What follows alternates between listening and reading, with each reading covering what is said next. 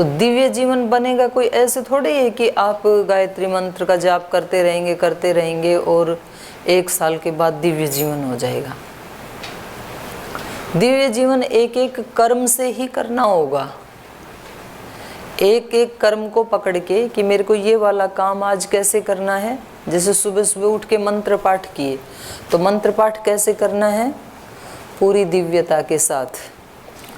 आज महाराज जी ने एक बात और भी बताई थी ना कि सारी सृष्टि भगवान का क्या है? कृति है, स्वरूप है।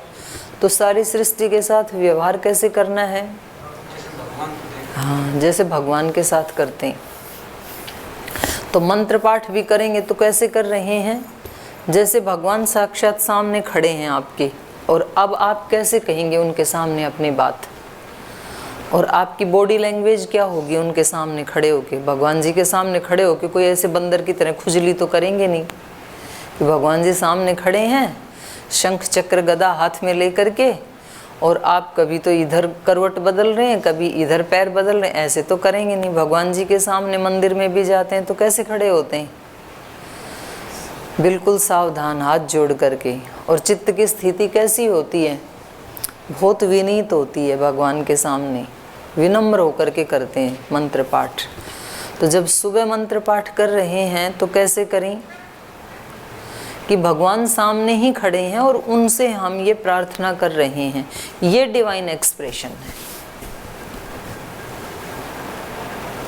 खाना भी खाएं, आपको पता है कि स्वामी जी सामने बैठे, तब कैसे खाना खाओगे?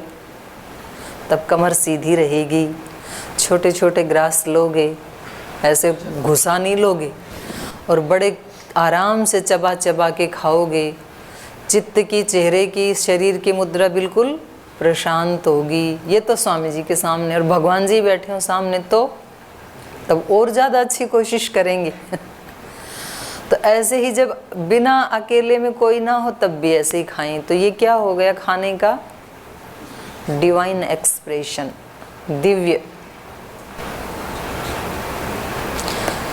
किसी भी एक सूत्र को व्यक्ति पकड़ ले जो उसकी रुचि का है, और उसको पकड़ के फिर उसको अपने ऊपर अप्लाई करना शुरू कर दे।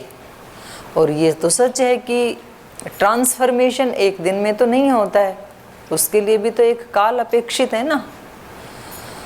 लेकिन वो करता जाए, लेकिन तो फिर एक दिन अपने आप उसका रूपांतरण हो ही जाता है। कोई एक सूत्र पकड़ के अप्लाई करता जाए, और अप्लाई करते करते कभी किसी क्षण के लिए अगर उसमें कोई त्रुटि भी हो गई, अगर कोई स्खलन भी हो गया, तुरंत फिर लग जाए। लगा ही रहे व्यक्ति बस इधर उधर, किसी से अप्रूवल लिए बिना। दूसरों से अप्रूवल लेने की ज़रूरत नहीं है, दूसरों को ये दिखाने की ज़रूरत नहीं है कि हम ठीक कर रहे हैं। करते ही रहें बस, एक दिन अपने आप हो जाता है। तो इन्होंने स्वामी समर्थ देव जी ने अच्छा सूत्र पकड़ा, डिवाइन एक्सप्रेशन, डिवाइन ट्रांसफॉर्मेशन। और महाराज बोले पूरा दुनिया में 2 चीज़ सबसे बड़ा समस्या खतरनाक जो है, एक बोले पॉलिटिक्स, दूसरा है सो कॉल्ड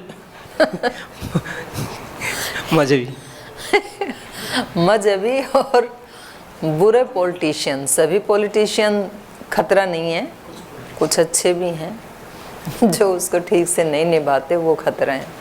और एक मजहबवादी, मजहब में भी सब बुरे नहीं होते हैं, पर जो इस तरह का जहर फैलाते हैं वो। जी पीछे दे दो।